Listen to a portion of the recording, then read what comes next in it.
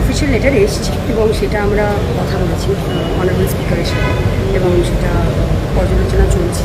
Vote নিয়ে ভোটের রাজনীতি করি না। 3 মাস তৃণমূল কংগ্রেসের কর্মীগুলো রাস্তায় ছিল রাত 11টা 12 বউ বাচ্চা ছেড়ে পরিবার ছেড়ে। আর যদি দুটোই না লাগে মার করতে রুটি চিনি দিয়ে চাপু দিয়ে, ঠিক আছে।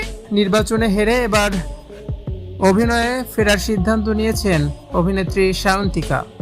এরই মধ্যে রাজনীতি জীবনের ইতি টেনেছেন অভিনেত্রী সায়ন্তিকা। ভোটের ময়দানে লড়াই শেষ, এবার নিজের চিরচেনা গ্ল্যামার জগতে ফেরার প্রস্তুতি নিচ্ছেন অভিনেত্রী সায়ন্তিকা বন্দ্যোপাধ্যায়। সাম্প্রতিক বিধানসভা নির্বাচনে ভরাডুবির পর দীর্ঘ 7 দিনের নীরবতা ভেঙে অবশেষে সামনে এলেন তিনি।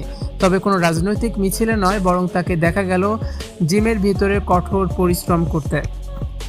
নির্বাচনের আগে প্রচারের ময়দানে যথেষ্ট আত্মবিশ্বাসী দেখা গিয়েছিল সায়ন্তিকাকে, কিন্তু ভোটের ফল প্রকাশের পর প্রত্যাশিত জয় না আসায় মুষড়ে পড়েছেন তিনি। শোনা যাচ্ছিল পরাজয়ের পর থেকেই তিনি দলের উচ্চ নেতৃত্ব দলনেত্রী মমতা বন্দ্যোপাধ্যায়ের সঙ্গেও যোগাযোগ কমিয়ে দিয়েছেন।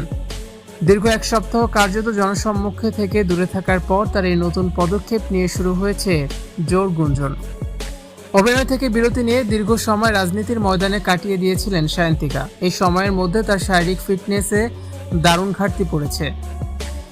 কয়েক বছরের মধ্যেই তিনি স্থূল আকার ধারণ করেন। ঘনিষ্ঠ মহলে তিনি জানিয়েছেন, রাজনীতির ব্যস্ততার কারণে নিজের শরীরের দিকে নজর দিতে পারেননি, তাই এখন আপাতত রাজনীতির অধ্যায় সরিয়ে রেখে আবারও নিজের ফিটনেসে ফিরিয়ে আনতে মরিয়া সায়ন্তিকা। সম্প্রতি সায়ন্তিকার একটি ভিডিও প্রকাশ্যে এসেছে, যেখানে দেখা যায় তিনি জিমের ভেতরে অত্যন্ত মনোযোগের সাথে শরীরচর্চা করছেন।